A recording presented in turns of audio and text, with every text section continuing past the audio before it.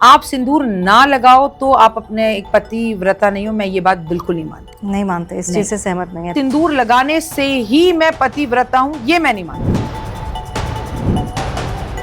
Media की वजह से तो कथावाचक है। मीडिया ही ना होती तो कथावाचक कहाँ से होते? ये सोचने की बात है। ये समझते हैं कि औरत अगर आगे बढ़ रही है तो वो तो चरित्रहीन है, सिंदूर नहीं लगा रही है तो चरित्रहीन है, और सिंदूर लगाने से वो सही हो जाएगी, ऐसा कुछ नहीं है। एक इंसान एक महिला के बारे में इस तरह की अभद्र भाषा का प्रयोग करता है, वो कभी भी पढ़ा लिखा तो हो ही नहीं सकता।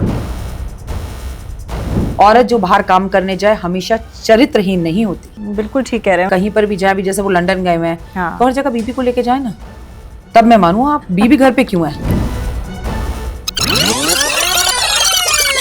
आप यदि पतिव्रता होती तो मांग जरूर भरती, आपने मांग नहीं भरा। कथावाचक ना होते तो ये देश सनातनी न रह जाता। भारत के संस्कारों के लिए कुछ मीडिया घातक है। कुछ मीडिया तो भारत को पाकिस्तान बना चुकी होती। संस्कार लड़कों के लिए भी उतना ही जरूरी है, लड़कियों के लिए भी। तो कैसी परवरिश होनी चाहिए? मेरा बेटा है 12 साल का, कैसे संस्कार दूं? संस्कार दीजिए कि वो मातृ देवो भव। संस्कार की 4 बातें याद कर लीजिए। मातृ देवो भव, पितृ देवो भव, अतिथि देवो भव, आचार्य देवो भव।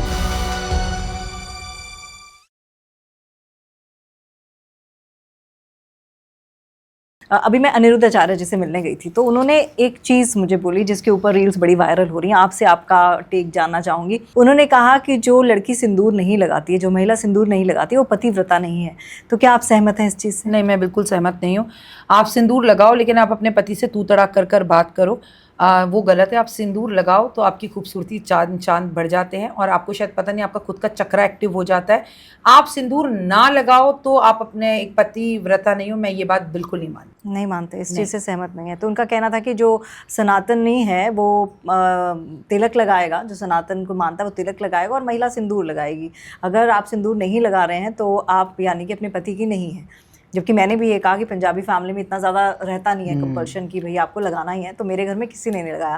लेकिन उसके पीछे उन्होंने मुझे बहुत कुछ सुनाया। तो लेकिन तुम उन्हें रीजन बताती, तुम तो खुद मीडिया से हो, आपको पता है आपकी जब नई नई शादी हुई आपको सिंदूर नहीं लगा सकते, चूड़ा आप चूड़ी नहीं पहन सकते, चूड़ा नहीं पहन सकते। अब मेरी नौकरी मुझे इस चीज के लिए अलाउ नहीं करती है, आप कैसे सिंदूर लगा तो लेंगे? कहते वो नॉकरी नहीं करनी चाहिए। घर कैसे चलेगा? मैंने बताया एयर होस्टेस की नौकरी भी ऐसी होती है, आप सिंदूर नहीं लगा सकते हैं, मीडिया में नहीं आप लगा सकते। ये अनप्रैक्टिकल है। और मैं आपको बताऊं, मैंने तो तुम्हें, निशी को, विनीता को, बहुत लड़कियों को देखा है जो मेरे साथ काम करती थी। वो अपनी इस जगह पर सिंदूर लगाती थी कि मैम माँ कहती है, तो वो यहाँ सिंदूर लगाकर फिर अपने बाल पीछे कर लेती थी और वो करती थी। ऐसा नहीं है, ये सिंदूर ना एक भाव है। सबसे पहले से वुमेन बोलूँ, सिंदूर लगाना चाहिए, प्राउड फील होता है। लेकिन सिंदूर लगाने से ही मैं पतिव्रता हूँ, ये मैं नहीं मानती। बाकी मैं अनिरुद्ध आचार्य की जबरदस्त फैन हूँ, जबरदस्त। मैं उन्हें बहुत फॉलो करती हूँ। लेकिन ये कोई भी रिश्ता, पायल हो, झुमका हो, सिंदूर हो, मंगलसूत्र हो, कोई औरत पहने या ना पहने, इस बात से कभी ये लागू नहीं कि तभी वो पतिव्रता है और पति को सम्मान देती है। मैं नहीं मानती। हम तो इतने से पैदा होते हैं ना, तमन्ना, हम लड़कियां हैं, तो अगर हम घर में बड़े हों, छोटे हों, तो हम भाई की केयर करने लगते हैं, हम माँ बन जाते हैं। हम कब दीदी बन जाते हैं, हम कब घर की जिम्मेदारियों को उठा लेते हैं, तब ना सिंदूर का बोझ होता है, ना मंगलसूत्र का बोझ होता है। लेकिन लड़की जिम्मेदारी घर की शुरू से उठाती है, उससे सिंदूर का कोई मतलब नहीं। मेरे पति मेरे हृदय में होने चाहिए, सिंदूर में हो या ना हो। एक और चीज़ जो उन्होंने कही, जिसके बारे में मैं आपसे पूछना चाहूँगी, उन्होंने कहा कि कथावाचक देश को बचा रहे हैं, लेकिन मीडिया जो है वो इस देश को, जो जनरेशन है, जो पीढ़ी है, उसको भड़काने की कोशिश कर रहा है, और सिर्फ कथावाचकों की वजह से ही देश बचा हुआ है। नहीं, कथावाचकों की वजह से संसार बचा हुआ, ये तो मैं मानती हूँ, ये बहुत अच्छी बात है कि उन्होंने कही। लेकिन मीडिया की वजह से तो कथावाचक है। मीडिया ही ना होती तो कथावाचक कहाँ से होते? ये सोचने की बात है। मैं खुद मीडिया से हूँ और मेरी खुद की सक्सेस में मीडिया का बहुत बड़ा हाथ है। और मैंने देखा है, मैं तुम्हें एक फॉर एग्जांपल दूंगी। अभी ना एक ग्रहण चल रहा था, बहुत छोटी सी बात है।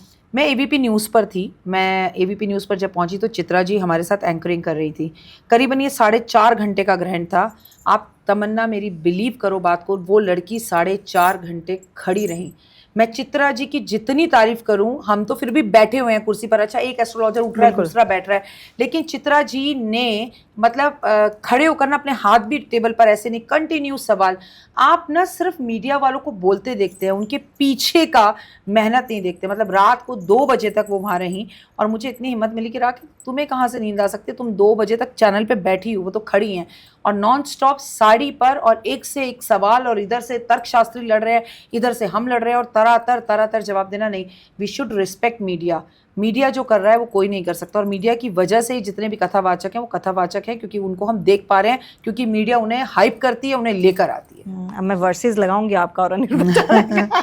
आपने अनिरुद्ध आचार्य जी के बारे में ये बोला कि मीडिया जी का आपने स्पेसिफिकली नाम लिया। अभी आपको हाल ही में कंट्रोवर्सी पता चली होगी जो जी कहा था, उसके बाद क्या आपको लगता है कि उनका बयान गलत था, या फिर उस बयान को इतना ज़्यादा एग्जैजरेट नहीं करना चाहिए था, वो उन्होंने ऐसे ही बोल दिया? तो अनिरुद्ध आचार्य जी का मैंने ये सवाल भी उनसे पूछा था कि आपने किसी महिला पत्रकार का चरित्र हनन किया है एक तरह से, तो उन्होंने कहा कि मैंने उसकी मुंह में उंगली डाल के नहीं बुलवाया था सिंगल डबल, तो चरित्र हनन मैंने कैसे किया, उन्होंने खुद अपना किया है, तुम बोल सकती हो क्या ऐसा? तो मेरे से उन्होंने ये सवाल किया। आप क्या समझती हैं? मैं समझती हूँ कि एज ए वुमेन, पहले मैं बोलूँगी तुम्हें, मेरे को तो तुमने हर पॉडकास्ट में देखा, मैं हमेशा पुरुषों का साथ देती हूँ, लेकिन मैंने कुछ समय से महसूस किया कि पुरुषों में ना एक बात होती है, वो पता नहीं क्यों औरतों को आगे बढ़ता देखकर या ये समझते हैं कि औरत अगर आगे बढ़ रही है तो वो तो चरित्रहीन है, सिंदूर नहीं लगा रही है तो चरित्रहीन है, और सिंदूर लगाने से वो सही हो जाएगी, ऐसा कुछ नहीं है। चित्रा जी मेरी फेवरेट थी, फेवरेट हैं, फेवरेट रहेंगी, और बहुत मेहनती लड़की है। मैं तो आपको बिहाइंड द कैमरा बता रही हूँ, जो मेहनत मैंने उस बच्ची को करते देखा है। जब वो हमारा चंद्रग्रहण का शो चल रहा था, वो मुंबई से अनुपम खेर का जो है इंटरव्यू लेकर आई थी, फ्लाइट से उतरकर सीधा वहाँ घर पहुंची, मतलब अपने स्टूडियो पहुंची, स्टूडियो में खाना भी नहीं खाया उन्होंने कहा राखी जी आप खाना खा लो, मैंने कहा नहीं, ग्रहण में मैं नहीं खाऊंगी, आप खाइए। उसके बाद वो कंटिन्यू खड़ी हुई है, नहीं ऐसा नहीं है, और ये मुंह में उंगली डालकर नहीं बोला, ये सब जो भाषा है ये अनिरुद्ध आचार्य जी के मुंह से अच्छी नहीं लगती। कभी भी स्त्री की बात करें ना, मैंने आपसे कहा तो सम्मान देकर बात करें। मैं ये बात तो मानती हूँ कि अनिरुद्ध आचार्य जी ने पूरे देश की औरतों के बारे में नहीं बोला, आई एग्री विद दिस। उन्होंने चंद कुछ महिलाओं के लिए बोला, लेकिन उसमें भी भाषा खूबसूरत है। फॉर एग्जाम्पल, मैं तुमसे बहुत दिन बाद मिलूं और तुम बहुत मोटी हो जाओ, तो मैं तुमसे कहूँ हे तमन्ना कितनी मोटी हो गई, हाथी जैसी हो गई हो, ये कितनी गंदी भाषा है। और तुम मुझसे मिलो तो मैं कहूँ तमन्ना वाओ, पहले से भी ब्यूटीफुल हो गई, अब तो मेरा बच्चा गोलू मोलू हो गया।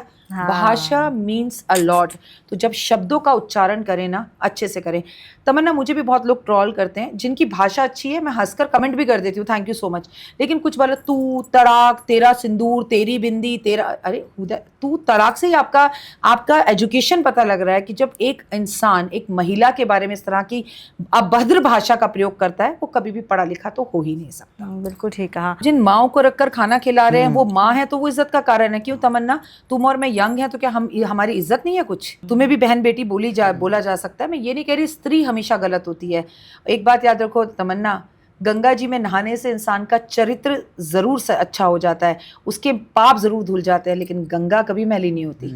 औरत जो बाहर काम करने जाए हमेशा चरित्रहीन नहीं होती। बिल्कुल ठीक कह रहे हैं, उनकी बातों में था कुछ ऐसा ही एलिमेंट जिससे लग रहा था कि मतलब जो औरत ये नहीं करती। अब खैर मैं वहाँ गई थी तो मैं कुछ ज़्यादा उनसे बोल नहीं पाई, लेकिन सवाल मेरे भी थे कि भाई मैंने उनसे पूछा कि पुरुष क्या करते हैं। तुम अगली बार मुझे लेके चलना, 100% तुम अकेली नहीं हो, मैं और तुम पूछेंगे फिर। मैंने पूछा पुरुष क्या करते हैं शादीशुदा दिखने के लिए। चलिए महिला तो आपने बोल दिया कि आप पतिव्रता नहीं है, तो पुरुष क्या करते हैं पत्नीव्रता दिखने के लिए? तो कह रहे उनको इज्जत करनी चाहिए, लड़कियों की इज्जत करनी चाहिए। तो मैंने कहा उनको हर माँ को संस्कार देना चाहिए बेटे को। तो मैंने कहा कि क्या संस्कार दूँ अपने बेटे को, बताइए।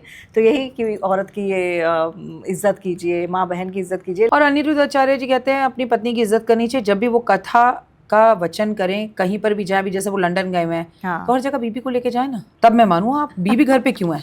पॉइंट है, always take your wife with you. आप इधर कथा कर रहे हो, बीवी को स्थान दो साथ में। हम दुनिया को दिखाएं हम सनातनी है। हमारा कथावाचक जब कथा करता है तो अपनी लक्ष्मी को साथ में बिठाकर करता है। करो ना। आरती में थी उनकी बीवी कथा में भी होनी चाहिए, जब वो लोगों के अलूल जलूल जवाब देते हैं। मतलब इतना अच्छा सेंस है उनका, बुध ग्रह उनका बहुत अच्छा है। लेकिन सिर्फ ये चैरिटी कहो मत कि दूसरा करे, घर से शुरू करो। मैंने कहा ना, जब मैं कहती हूँ 3:30 उठो तो पहले मैं उठती हूँ, फिर मैं कहती हूँ तमन्ना उठो। मैं खुद पर लागू करती हूँ, फिर आपको बोलती हूँ। बिल्कुल। और ये चीज आपने देखी, ये मेरे जहन में नहीं आ सकती थी। ये बात जो आपने बोली, ये मेरे जहन में नहीं आ सकती। तो आगे से हम जहाँ जाएंगे, किसी भी आप कथावाचक के पास जाएंगे, आप मुझे लेके जाएंगे, उसका मेरे को ही प्रॉफिट होगा। आप तो सब जानते हैं, आपके साथ सेल्फी लेंगे, मैं भी मशहूर हो जाएंगे। तमन्ना talkies, where you can follow trend every weekend. So please share, follow and subscribe.